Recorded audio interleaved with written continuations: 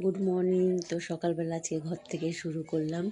তো ফার্স্ট বিছনা তুলবো, তুলে তারপর রান্নাঘরে যাব, রান্না ঠান্না করবো, তারপর সব কিছু করবো। বাইরে কাজ করে আসলাম, আর দুধ দিতে এসেছে, তো দুধটা নিই। বালিশগুলো এখানে নিচ্ছি, বালিশগুলো এখন রোদে দেবো, দিয়ে তারপর বিছনাটা তুলবো। আর এত বলার কথা না, সারা ঘর শুধু ময়লা আর ময়লা, যেহেতু দরজা সরাসরি আমাদের ঘরটা, জন্য এখন এই বিছনাটা তুলবো।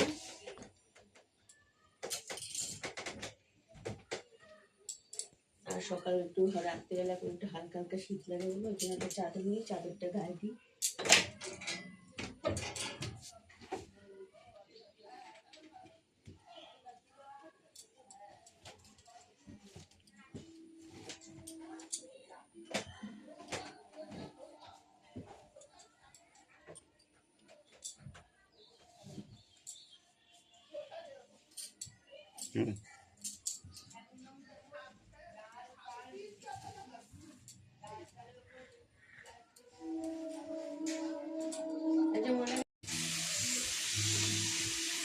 এখন এই যে ভাত ভাজা করছি, আর ডিম এনেছে, ডিমের মামলেট করবো, আর শাক ভাজা করবো, আর গাঠিয়া কচু দিয়ে আলু দিয়ে তরকারি করবো।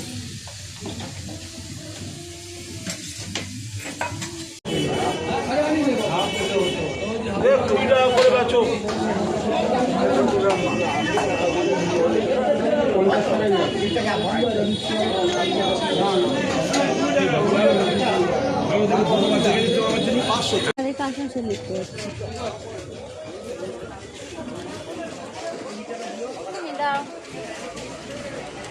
বাজার আছে, মাঠে বলো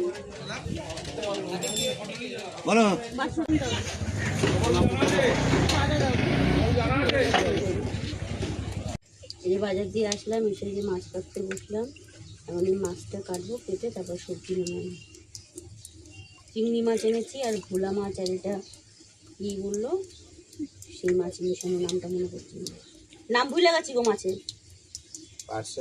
না পার্শে খাচ্ছে, না এটা পার্শে না, বল বল।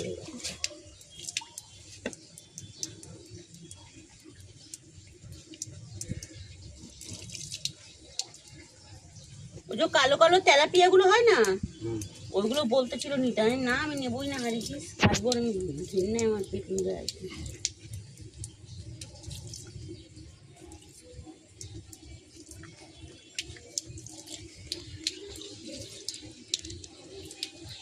লক্ষ্মী আবার ছোট ফোনটা নিয়ে গেছে কিনা না, আর ফোন করছিলাম ঋষির কাছে,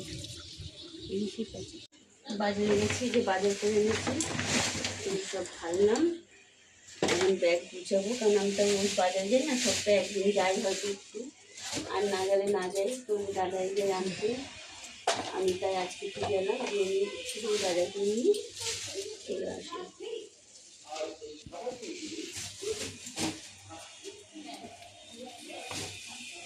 আলু এনেছি, ফুলকপি এনেছি, টমেটো এনেছি, বাঁধাকপি এনেছি, সব কিছু কম কম করে কিছু করে নিয়ে এসেছি। এর একটা মতো আছে,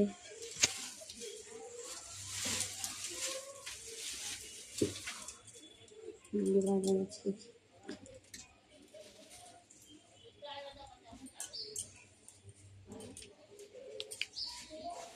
ঠাকুরটাকে যে চান করেছি, হ্যাঁ